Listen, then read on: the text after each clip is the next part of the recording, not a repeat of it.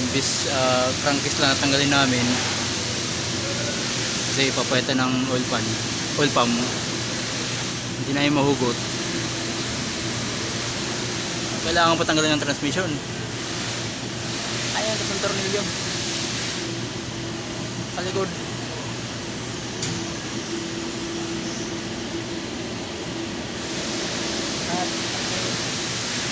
Ano to, Jitor, Chinese car.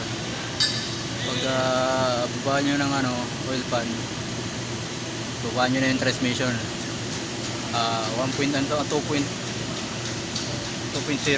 2.0 to na Jitor X90.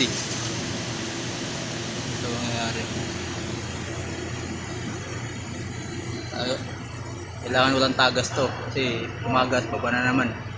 Imbis na madali na sana, dito nyo sana ilagay yung tornilyo, pinapit sa oil pan. Lock.